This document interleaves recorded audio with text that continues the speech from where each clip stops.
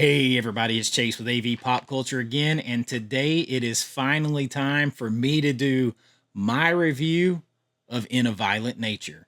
So pop that tape in, take a slow walk through the woods. I got you. Let's go do this.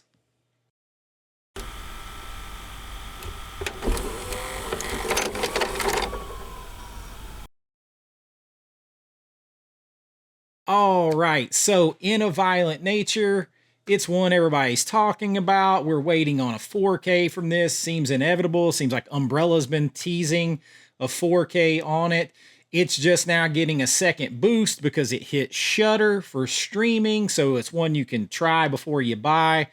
I'm gonna have a list of the top 10 uh, movies on streaming, horror films on streaming to try before you buy coming here soon. But I wanted to give my thoughts on In a Violent Nature because everyone kind of keeps asking me about it. And I'm a low budget filmmaker, so I mean, well, he still had more budget than I did, but ever have most likely. So I'm going to give you my thoughts on this movie, and honestly, it is a movie that I really liked and really absolutely did not like at the same time. And I've watched it twice to try to get ready for this video. And the second viewing didn't change my mind. It like just reinforced what I already thought about it on the first watch. And I guess let's just start with the beginning. I keep hearing a lot of people say this was shot from the killer's perspective or from the killer's POV specifically. And that's not true. It's really shot from like a third person video game type perspective. If it was shot from the killer's point of view, you wouldn't see the killer, right? I know that's being pedantic maybe, but if it was shot from his POV, you would be seeing out his eyes the whole time. So it's really shot from like an action video game where you see the character you're controlling going through something versus first person POV. So, I mean, in this case, you could keep saying, well, why didn't he just stop and kill the camera guy behind him? So that's just a little thing. So difference in POV and perspective there, I guess. We'll kind of start with the things that I didn't like first, the kind of the cons, and then we'll go into the things I did like. And sometimes they are the same thing, or they happen at the same time. The pacing. I am somebody that likes a slow burn, an atmosphere, and everything else. But the pacing in this movie is glacier slow. Glacier slow. And there's an old saying that you're taught when you're editing is to cut the shoe leather, right? They teach you to cut the shoe leather.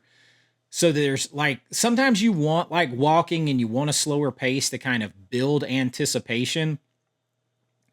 But you can't actually do that here. So they say cut the shoe leather or cut to the chase. You've all heard that before. It's like get to the action. You don't need to see how the sausage is made. You just want to eat the sausage. So we get the absolute opposite of this. We get just all of this time of Johnny. The killer is Johnny. He was awoken by, his mom's necklace or whatever being taken. And so now he's on a bloody rampage. He's free from hell. He's free from whatever. And we just follow him walking and walking. And then when he walks some more. And so they take the opposite approach. They don't cut the shoe leather. They manufacture shoes. They skin the cow. They tan the hide. They create the leather and go on and on and on. So it is the opposite of that. And the pacing then becomes too slow. And so you can't use the pacing to build anticipation and to build tension in this, which is what you would normally slow down pacing for, right? Like you would break the rules of pacing and add more shoe leather, so to speak. You would add more time in order to build anticipation, to build the suspense, to increase the scares. But that leads me into the second thing I don't like is it takes away everything that makes a horror movie, it kind of takes that away, particularly a slasher film like Jason. I mean, because the anticipation of not knowing where the killer is and not knowing when he's going to strike exactly, or not knowing, or your fear, your anticipation that you feel for the people in the movie that you're watching in like a Friday the 13th film, it's got you on the edge of your seat because you know he's going to jump out at some point and get them. You just don't know when and where. This movie, you always know when and where he is. You know how close to those people he is. You know where he's watching them from. So it cannot be scary. The movie has no scare factor to me in any way, shape, or form. It has none of that because you always know where the killer is. You keep up with him constantly. There's no anticipation whatsoever. So then the walking, in my opinion, just becomes walking.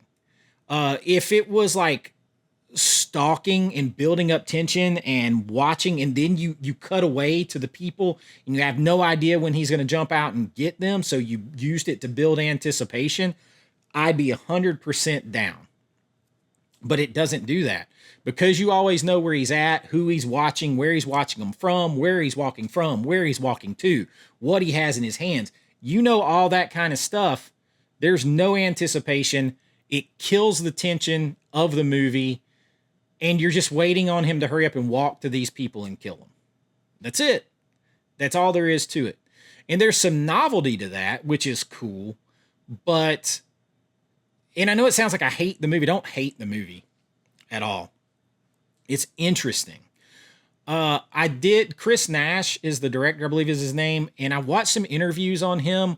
What I don't like is he deliberately, I don't think he likes horror movies.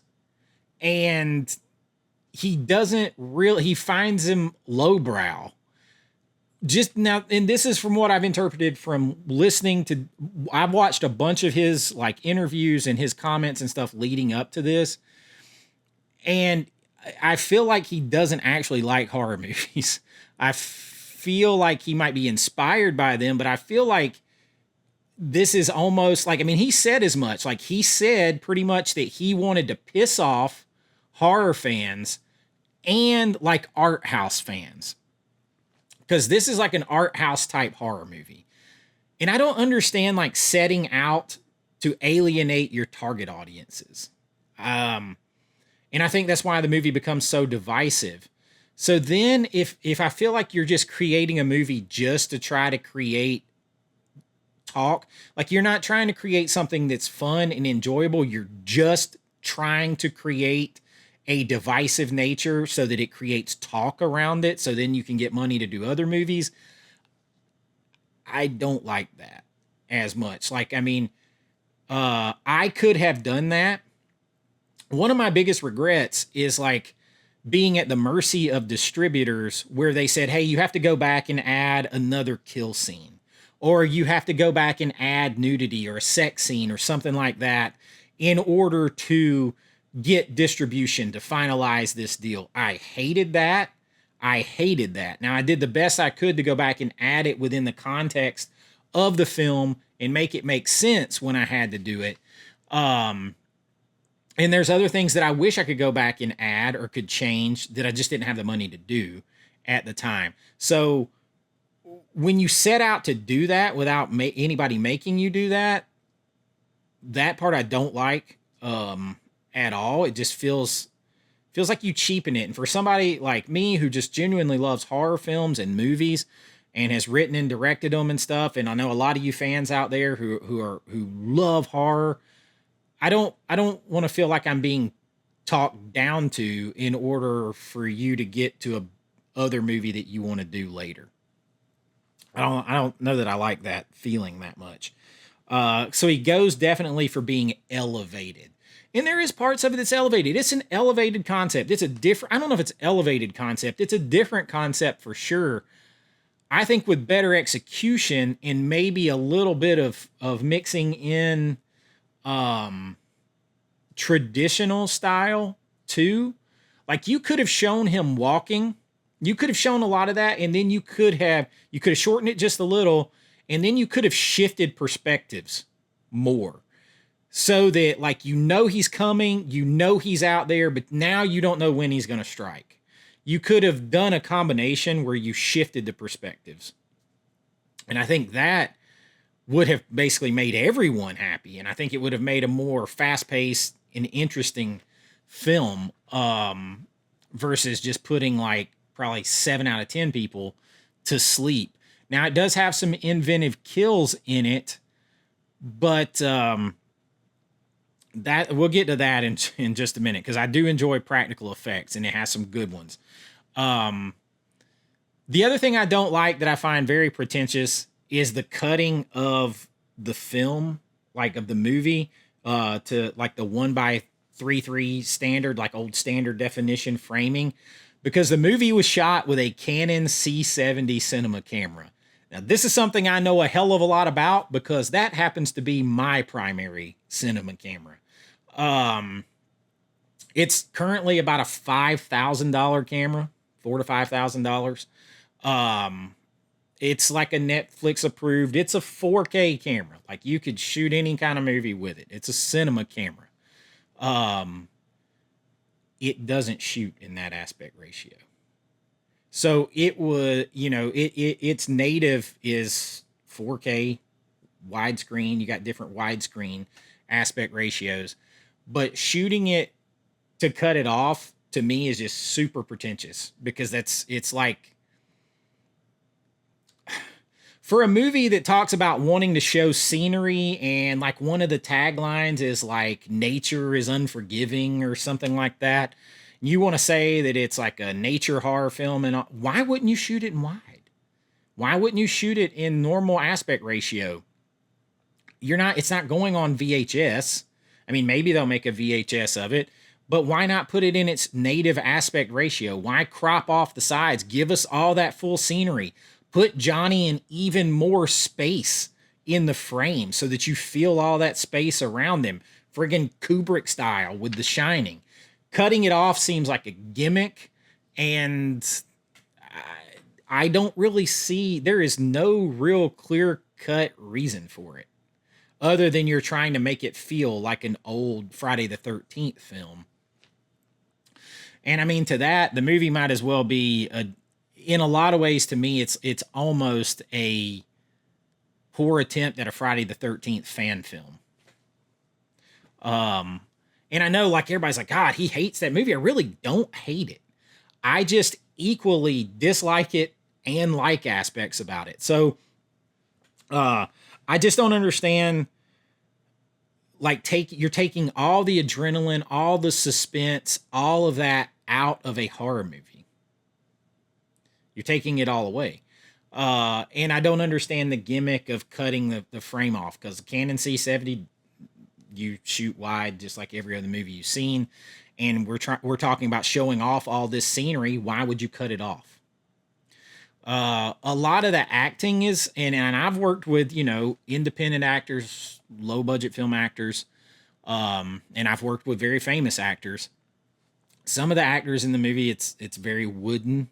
The dialogue that Johnny hears in the distance sounds like they are reading it off. I actually think the best acting performance in the movie, this is one of the things I like and dislike at the same time. One of the best acting performances in the movie, I think, is the woman who's driving the car at the end.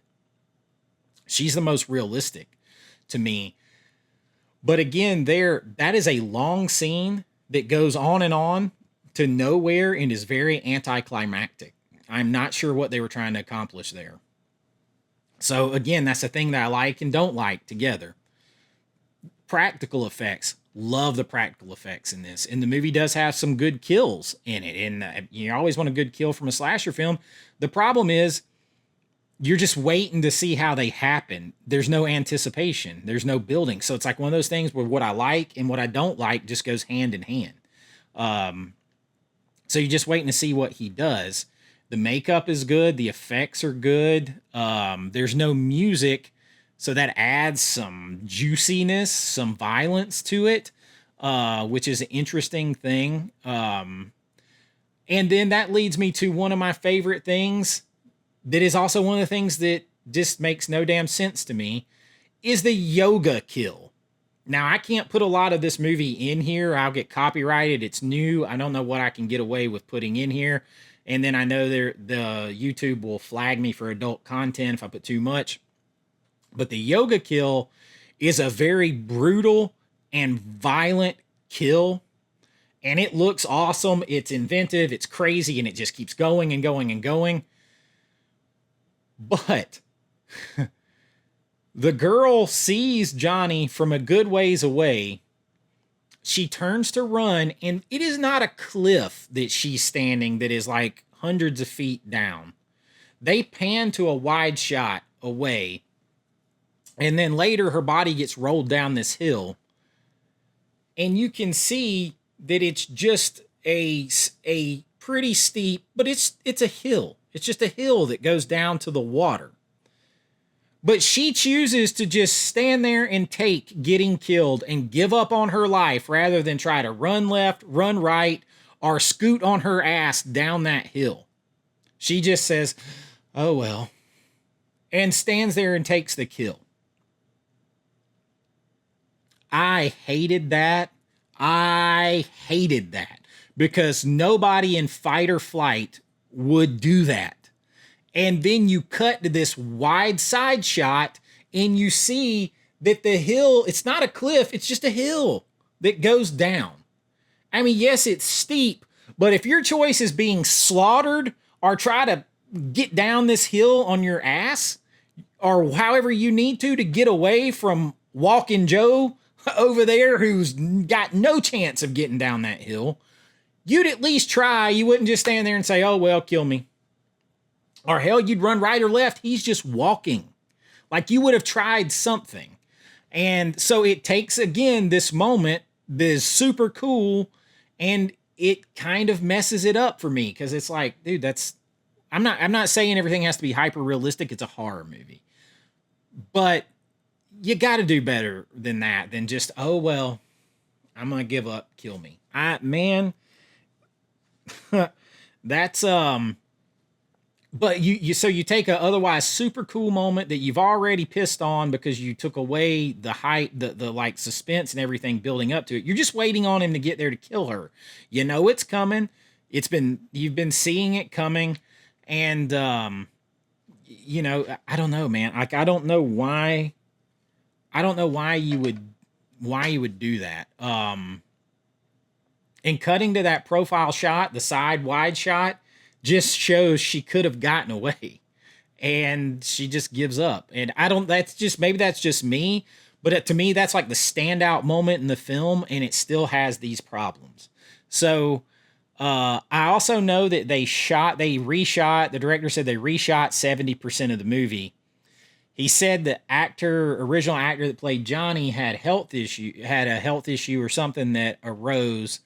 And then they couldn't match the footage back together. But there is another story out there that says that this was shot as a standard slasher before, and they weren't getting the movement and anything on it. So they came up with this concept and went back out to shoot a lot. I don't know if that's true, but it was only after the reshoots and stuff that it got to where it's at. So that's just stuff I've read. I've read in multiple places. I saw an interview on that. I don't know if that's true or not, but I could understand how it could be because some of the stuff was shot well before and then some of the stuff was shot after. So it could have took a change in concept to get it out there, in which case maybe he was pissed. So he was like, I'm going to do this. But the ending leaves a lot. The ending is so anticlimactic and, but at the same time, like I found myself enjoying parts of it. It was a cool, different concept. It was, the scenery and all that. It was cool. Like I don't understand why you chop the frame if the scenery is a big part of your film. But it was different, and I totally applaud anyone for fucking trying something different. But at the same time, again, there you go with a something that I super like and respect and trying something different, and it's tied into something that I don't like and I don't respect as much. I feel like it is a 100% ripoff of Friday the 13th. It like a million% ripoff.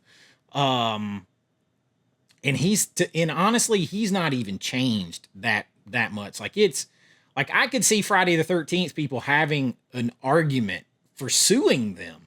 It's that close. Like, and it's not a parody or satire. He needed to go further if it was going to be parody or satire to avoid that. Like, I mean, it's so stinking close. It's basically just Friday the 13th following Jason instead of the people he kills. Like, I mean, he's even got a thing with his mom, all that kind of stuff. So you're being applauded for breaking this new ground with this different concept, but at the same time, like 90% of your concept is Friday the 13th. This might as well be called Saturday the 14th. Saturday the 14th, Jason's perspective. Like that's what it should be called.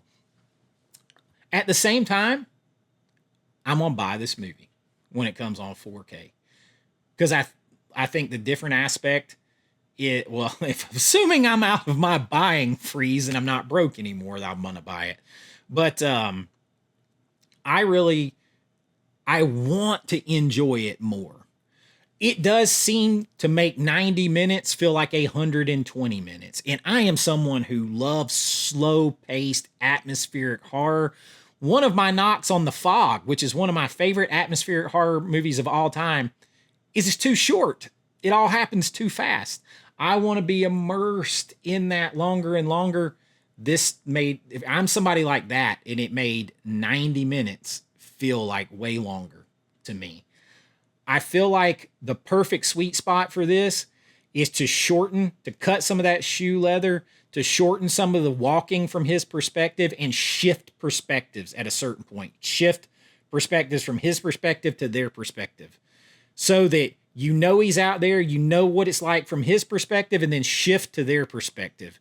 And now you know he's out there, but you don't know when he's going to strike. You know he's out there because you've been following him. You know what they're doing because you've been listening to them from his perspective. And then when he gets to a certain point, it shifts to their perspective. So now you don't know what's about to happen. That's the sweet spot.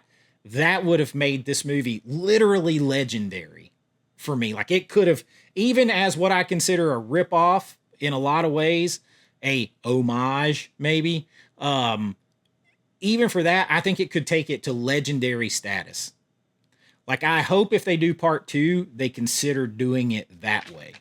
That shift in perspectives could mess with everyone because then you're in the killer's shoes and you're in the victim's shoes. Back and forth, back and forth. If he doesn't do it, I might do it.